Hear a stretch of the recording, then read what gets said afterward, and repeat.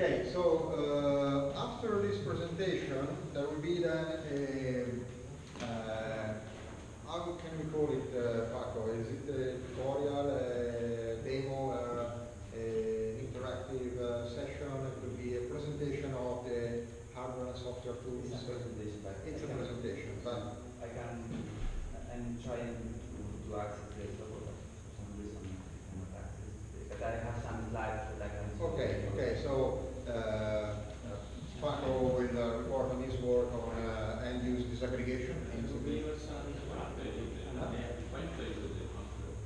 Sorry?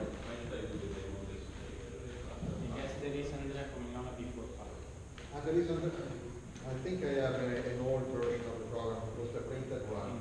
And then there is also Dominic today for the framework for real time spatial distributed demand estimation. Where is Dominic? I don't see him any longer. We've lost him. Ah, no, there he is. Dominic, you're on.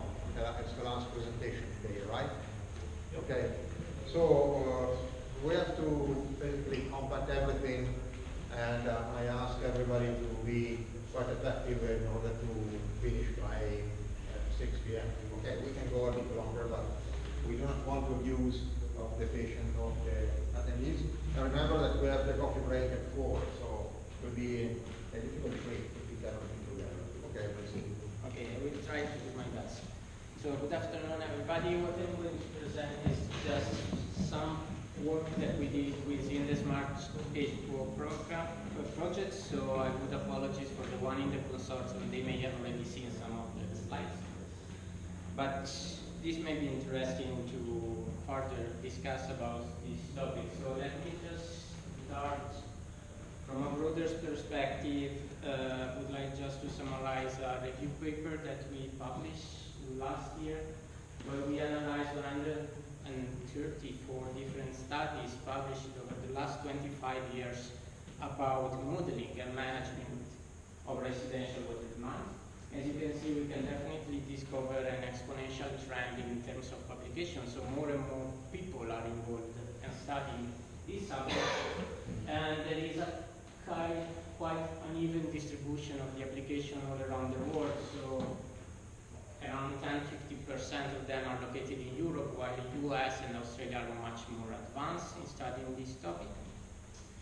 And the idea, we all know, is basically that there is this impetus on moving from an application of traditional water demand strategies at the city scale or district scale to something that is, well, anyway, the idea is to go more personalized or customized with respect to the specific needs of the users that the water utility is serving. So there will be William talking about this later on Thursday. And this basically is an opportunity that is opening up by the use of smart meter, because we are collecting more and more data at increasing resolution both in space and time, and this allows to better characterize the behavior of the user, which is basically the topic of this presentation. And the overall idea is that on the one hand we are collecting data, and so we know more about the users. On the other hand, the water utility can exploit this information, can take advantage of the information about this user to solve their specific utility problem, where basically they will try to do something, select some water demand option among the traditional one or the more advanced one, in order to find the best optimal strategies with respect to some objectives. These objectives can be economic objectives, can be environmental objectives, so they can try to do some more water conservation by minimizing cost or whatever. What is the role of models in this procedure? The idea is the following one. If on the top we are collecting data, we can have a high resolution data or low resolution data. On the bottom we have the water utility that take advantage of this data to design and select the water demand management option to be implemented. We can take the role of the model as an interface between the data gathering process and the water utility problem, where the models can be used to support the design and the decision from the water utility perspective in order to find, like, for example, some kind of optimal strategy strategies that will maximize the benefit for the utility of the society on the long term. And why we need models? Because the water utility cannot do experimentally in the real world by trying many different options on the real customers, but they may need a simulation model to analyze and see what might be the effect of implementing some of these options. So which are the models that we can construct to support this analysis? We have, on the one hand, models for describing the user behavior in terms of end uses. So given an aggregated water consumption data that can be recorded at the household level, so it's an aggregated water consumption, we may want to disaggregate this into the different end uses. So Paco will discuss more in details about the algorithm and the techniques that can be used for disaggregating water consumption into different end uses. But basically the idea is the following one. You can see here a synthetically generated trajectory of water consumption at different time resolution. Each color represents different end uses, so you can have toilet, cloth washer, shower, faucet, and so on. So you can distinguish that there are typical patterns. Some of them are instead less regular, and so the overall idea is that when you record something like this, which is the aggregated water consumption at the household level, you may want to characterize which are the main end uses that are contributing to such consumption. This because you may want to target specific end uses for the implementation of some strategies. So you want to apply restriction for outdoor users, irrigation, or vice versa. You may want to promote shower instead of taking a bath and so on. But you need to know how much each end uses is contributing to the overall consumption. Just to give you an idea, mathematically speaking, you can formulate this problem as a blind identification problem. So you know the aggregate signal of your system, which is the total water consumption Y. And what you want to detect is the hidden status of your system, so the on-off status of each appliance or device in the house, and the flow rate associated to this on-off status. But I don't want to enter into details. I would like just to give you an idea of two challenges that are related to this problem, which are basically associated to the sampling resolution. So we have been discussing also this morning about the problem of sampling and recording the data at different time resolution. Here you can see a slide and some data that have been elaborated at Stanford University, where they were looking at power consumption, but the same concept applies also to water. And you can see which kind of information you are able to derive if the data are recorded at different time resolution. So if you are very, very high in resolution, you are able to detect a lot of information. The algorithms that are nowadays available are able to disaggregate the total consumption very accurately, and so you know a lot of information. While if you downgrade the time sampling resolution, so you move from seconds to minutes to 15 minutes, then hours or days, you lose information, and this loss of information can be significant. Just to give you an idea, we did some tests, and these are our results that are basically consistent with the previous slides. You can see here the ground truth. So this is again the power consumption of different appliances. Each color represents a different device. And then we try to disaggregate this, assuming to know the trajectory at with different resolution. And you can see that for 1 to 5 minutes resolution, basically the pies appear almost the same, so the error is acceptable. Beyond 5 minutes, you start losing. And so also the disaggregation algorithms that has been proved to perform very well at high resolution statistically. And this is for power consumption, which is much easier than water consumption, because water consumption is more irregular and so on. And so Paco will further discuss about this later on. But this is just to give you an idea. So there are tools available, there are models available that can perform very well. However, on our side, discussing about water demand management, we need to take into account this problem of sampling resolution, because if we gather and collect data at resolution that are not suitable for these algorithms, they will lose a lot of information, and consequently the effectiveness of the entire analysis will be great.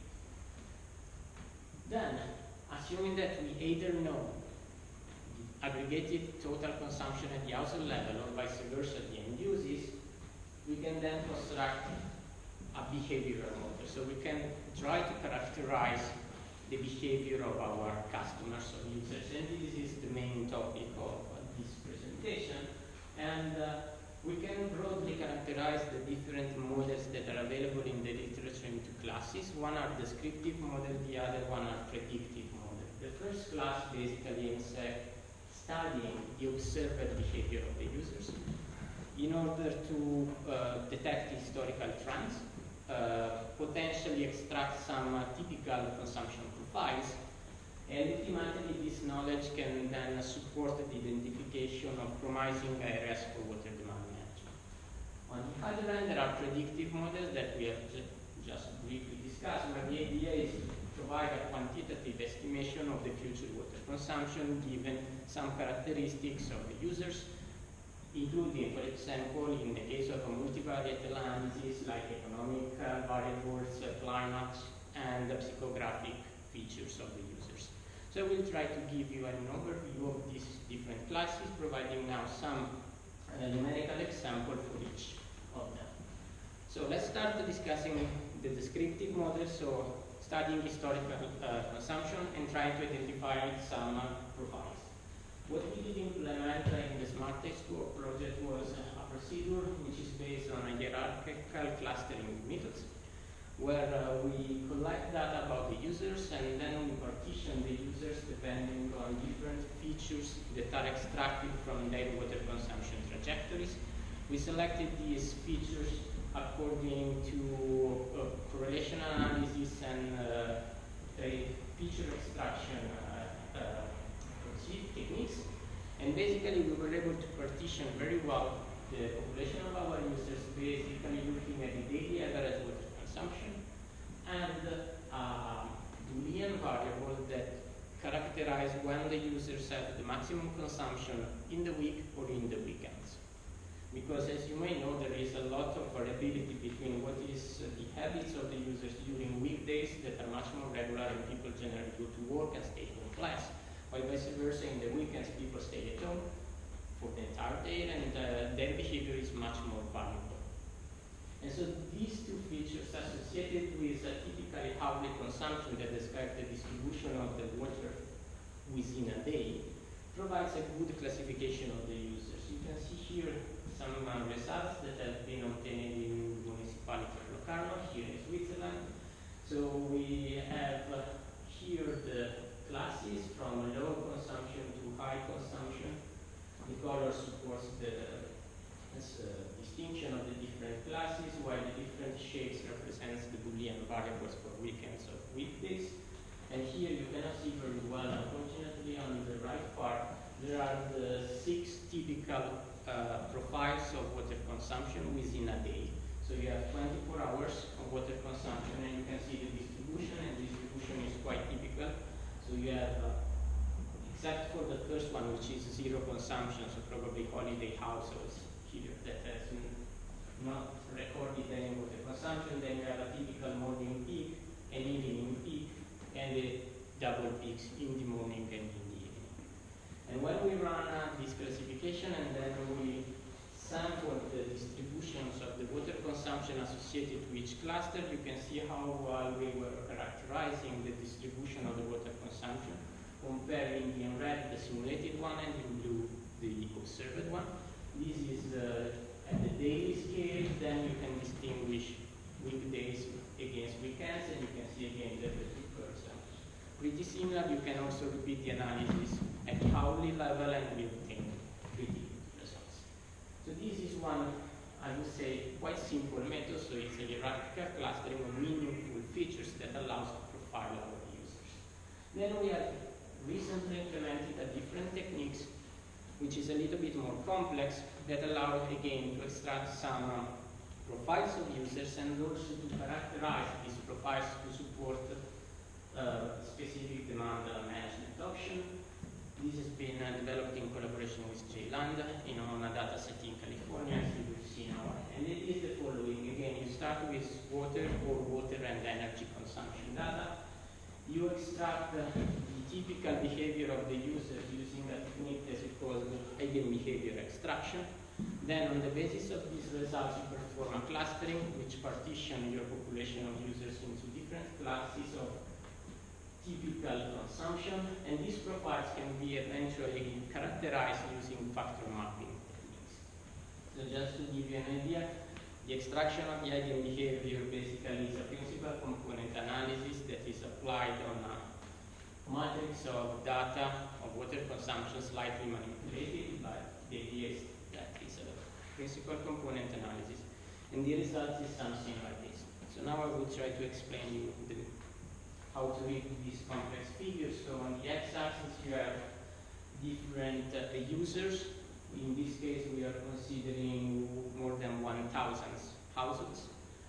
And on the y-axis you have water on the top and then electricity consumption on the bottom.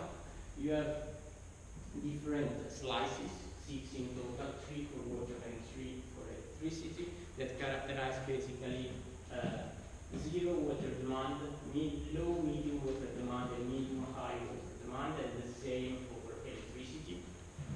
And the color intensity in this case is representing the typical behavior of the user in terms of low, mid, zero, low, and high water consumption. So just to give you an idea, where you have black colors, it represents that the user is, for example, here, is all black colors, means that there is no water demand for these users, and this is interesting because for each block, each slice is representing the 24 hours. So this is night, and the user is not consuming water. And then if you move from left to right, you can see that you have black colors that change in the distribution across the hours, and in particular, if you then look at the medium-high water demand, you can distinguish again behaviors that are associated to the two peaks, one in the morning and one in the afternoon, when you have black say pixels that appears here and here.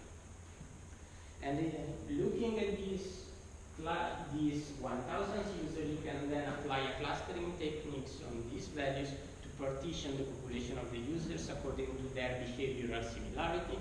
We did this operation and we ended up with 18 different profiles that we can then look more in details. They are represented here. Each line corresponds to the colors that we were observing on the previous figure. Just to give you an idea, let's take this as an example. Here you have on the x-axis the 24 hours. Each line represents zero water demand, medium water demand, high water demand, moving from blue to red, and you can see the typical behavior of morning and evening consumers. So you have red peak around 8 a.m. in the morning and 8 p.m., while you have no consumption overnight. Then you can have other typical behavior like this class, this profile, which has a green light, which is flat all around the day, so this is consuming. This user is having a medium water demand when he's not sleeping, basically. And what we can do in the end, we can take the profiles, so the partition, we have 18 profiles, we can apply factor mapping, which is a statistical technique that allow to detect and extract some of the characteristics of the users that are associated to these clustering results, to discover which are the drivers or candidate drivers that are associated to a specific behavior of the users. So let's take, for example, the class that is associated here with the highest water demand, and we can try to ask ourselves which are the characteristics of the users that belong to this class that may explain this behavior of very high water demand. And we can focus on this class because this class can be, for example, targeted for a water conservation option. So we did the analysis, we applied factor mapping, and what has been discovered is that most of the people belonging to this profile has a pool or a tub or both. So this makes sense. Obviously, you can expect, but this is automatically extracted, so you can apply over 1,000, so 10,000 or 100,000 users and automatically extract the features. And then you can also say, okay, some of these people at the pool, this is okay. What happened for the people who are in the class of high water demand but do not have the pool? Which is the most significant driver that explains that they are consuming a lot but they don't have the pool? So we repeated the analysis on this profile, and what we discovered is that it was a more educational variable. There was a survey conducted on this population of the users, and the factor mapping techniques extracted that these people have a medium to low environmental awareness about water conservation.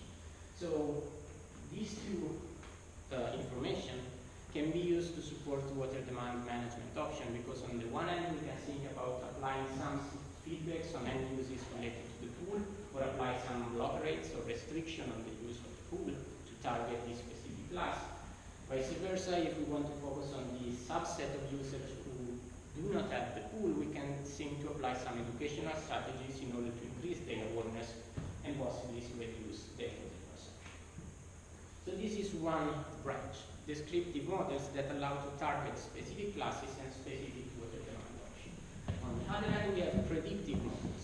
So we have just briefly, we have discussed this in the previous presentation. Here I would like to give you some idea about a multivariate analysis that we conducted, where the procedure is, again, to take water consumption data, construct some profiles so we can analyze the entire population and some specific classes, combine this information with information about the user, so the regressor that we were discussing before, extract automatically, but not with the lasso technique, but with input variable selection techniques, which are the most relevant drivers explaining the behavior of the users, and then run a proper modeling exercise with extremely randomized tree in order to predict the water consumption given the characteristics of the users.